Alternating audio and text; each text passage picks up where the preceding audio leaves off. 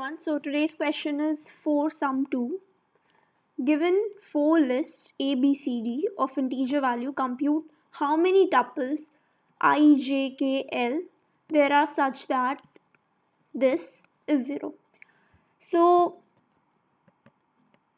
the first answer which may come to our mind is that we can make 4 loops, like 4 for loops, and we can basically do it, but that will cost so much, like it will take so much of time.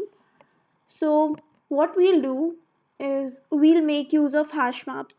Now how we'll see that. So the question is this: a, like there will be 4 tuples, so this needs to be proved, and we can see according to, like, if we take this on the opposite side of equal to, this will be the equation, right? Basically ai plus bj should be equal to ck plus dl. I'm representing it as like this. So this needs to be there. So what we can do is we can store this value in hash map. That is, we can take 2 array and we can store the sum of its element in a hash map, and then we can compare that if like for the next part, what we can do is we can see if we get like sum of elements from C and D array. If we get sum equal to the elements, give the element in the hash map, then we can count that, right? So let's start coding. So we'll need an unordered list, unordered map.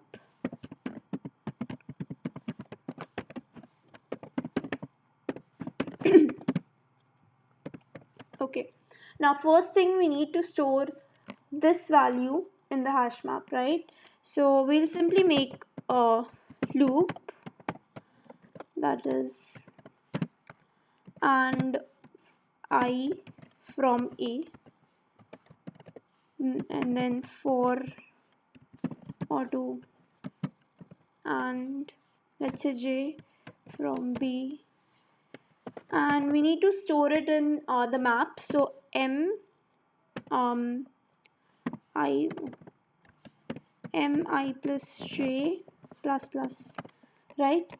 Okay, now this is stored. Now what we'll need to do is, once this is stored, we need to check if we get some, like we'll do the same like for loop for vector C and D, and if we get any sum equal to any element in the map, we'll count it. Okay, so let's take a variable first so that we can count. Let's call it res. Now we'll take the loop for auto, and now we'll start from C, like we'll save for C, and then we'll go for D.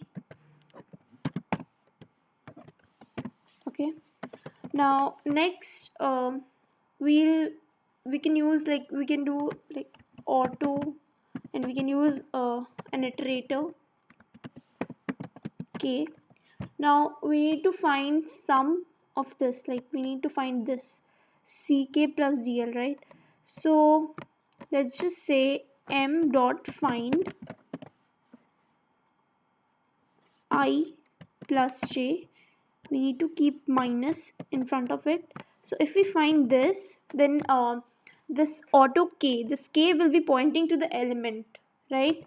So now we have the elements, the sum from A and B vector stored in map, and now we are finding if the sum is equal, if any sum in the map is equal to sum of elements from C and D vector.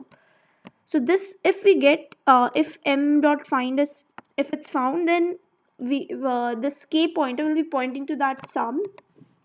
Now if it's not found, then we'll move to others. So if it's found, so if k is not equal to m dot n, this is how we represent if it's If it's not pointing to M, that means it's pointing to some element in the map itself.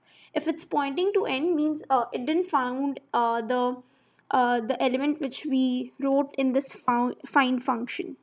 Okay, so if it's not pointing to N, that means we found the element, so we can simply say result plus equals to k second, because we are storing the frequency over here and we need to take the frequency.